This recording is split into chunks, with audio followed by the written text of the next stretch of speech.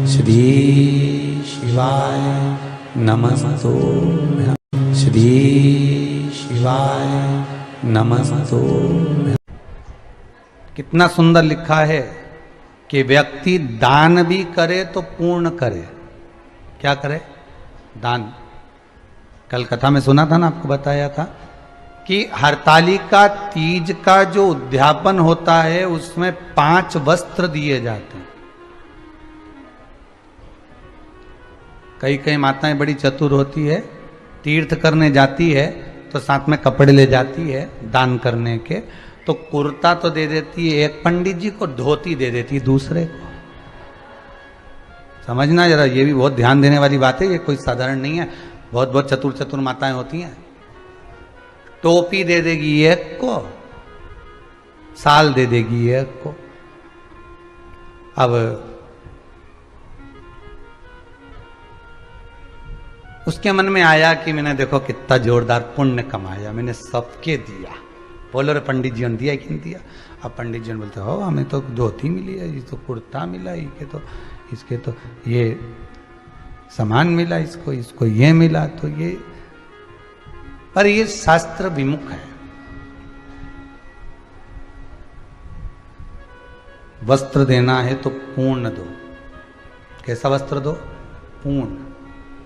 सुहागन स्त्री को, सौभाग्यवती नारी को अगर वस्त्र देना है तो पूर्ण वस्त्र देना चाहिए। कभी साड़ी दे दी और चोली का कपड़ा नहीं दिया तो वो श्रेष्ठ नहीं है।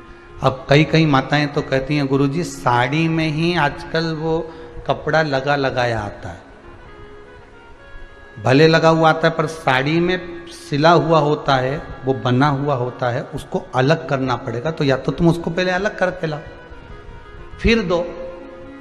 पर कभी भी सौभाग्यवती नारी को एक वस्त्र मत दो। एक वस्त्र कभी नहीं देना है। पहले भी हमने एक बार कथा में कहा था, आज फिर कहते हैं, जो ये आप लोग एक नया पैटर्न लेकर आए हो ना, एक नया तरीका लेकर आए हो कि जैसे करवा चौथ का उद्यापन करा, तीज का उद्यापन करा, छठ का उद्यापन करा, या कोई भी उद्यापन माताएं करती है ना सोमवार वगैरह का, तो टीकी का पत्ता रख देती है, बिंदी रख देती है, सामान रख देती है, उसमें एक ब्लाउज का पीस रख देती है। दोष है।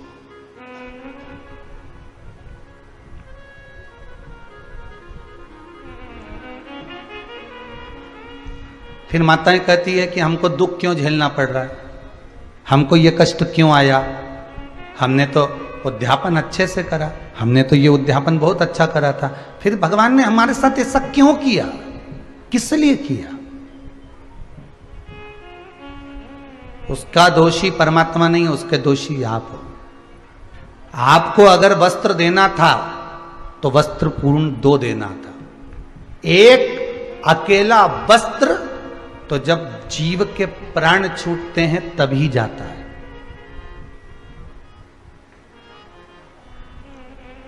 अगर आपको ब्लाउज पीस देना है तो पहले उसको, उसके साथ में एक जो हाथ में बांधने वाली मोली होती है, लच्छा होता है, पहले एक हाथ की मोली उसके अंदर रखो ब्लाउज पीस के साथ में, तो वो 2 वस्त्र हो गए। तो एक नहीं कहलाएगा, फिर वो 2 हो गए।